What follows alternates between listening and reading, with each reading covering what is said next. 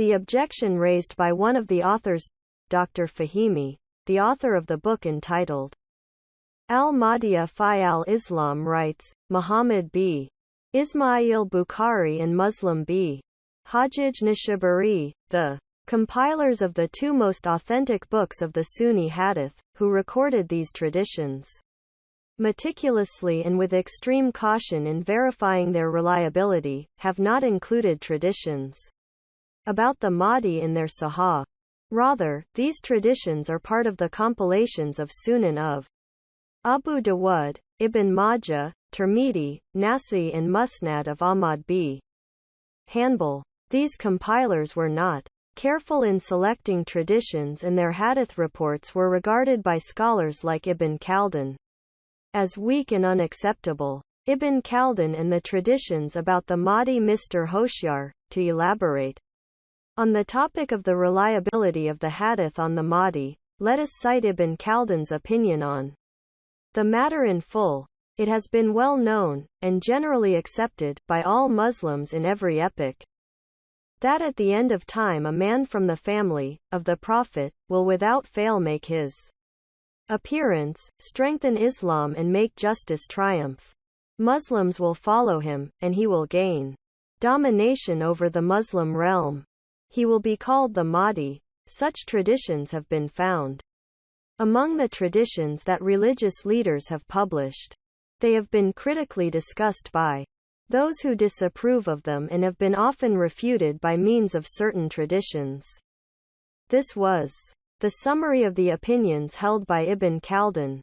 He then proceeds to mention the transmitters of these hadith and critically evaluate their reliability or lack thereof, as held by the scholars of transmitted sciences. Let us respond to some points raised by Ibn Khaldun. Number 1. Uninterrupted transmission, tawatur, of the traditions. Numerous Sunni scholars have recognized the traditions about the Mahdi to have been uninterruptedly transmitted. They have in fact transmitted them uninterruptedly from other sources without raising objections to them. Among these scholars are Ibn Hajar Haythami, in al-Sawa'iq al-Maharika, Shablanji, in Nur al-Absar, Ibn Sabig, in al-Fusul al-Muhimma, Muhammad al-Sabin in Asaf al-Raghibin, Kanji Shafi'i in al-Bayan, and so on. Such an uninterrupted transmission of these traditions compensates for the weakness found in their chain of transmission. According to Asqalani, a tradition that is reported in every generation uninterruptedly leads to establish its veracity, and an action taken based upon it is not subject to dispute. A similar opinion is held by Sayyid Ahmad, Sheikh al-Islam and the Shafi'ite Mufti, who writes that the traditions about the Mahdi are numerous and mutawatir. Among these some are sound, sahih, others are good, hasan, and still others are weak, da'if.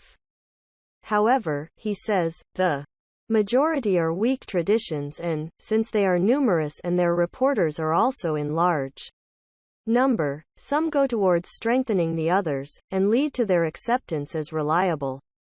Among those who narrate the hadith about the Mahdi are a group of prominent companions of the Prophet. These include Abd al-Rahman b. Awf, Abu Sa'id al-Khudari, Qays b. Habir, Ibn Abbas, Habir, Ibn Masud, Ali b. Abi Talib, Abu Huraira, Thaban, Salman Farisi, Hudhaifa, Anas b. Malik, Salma, and others. Among the Sunni authors who have included these traditions in their books are Abu Dawud, Ahmad b. Hanbal, Tirmidhi, Ibn Majah, Nasa'i, Tabrani, Abu Nu'am Isfahani and numerous other compilers of the hadith. Content sources. Number 1. Al-Mahdiyya fi al-Islam, page 69. Number 2. Ibn Khaldun, al-Muqaddimah, page 311. Number 3. Ibn Hajar al-Asqalani, Nuzhat al-Nazar, p. 12. Number 4. Futuhat al-Islamiyya, Mecca edition, Volume 2, page 250.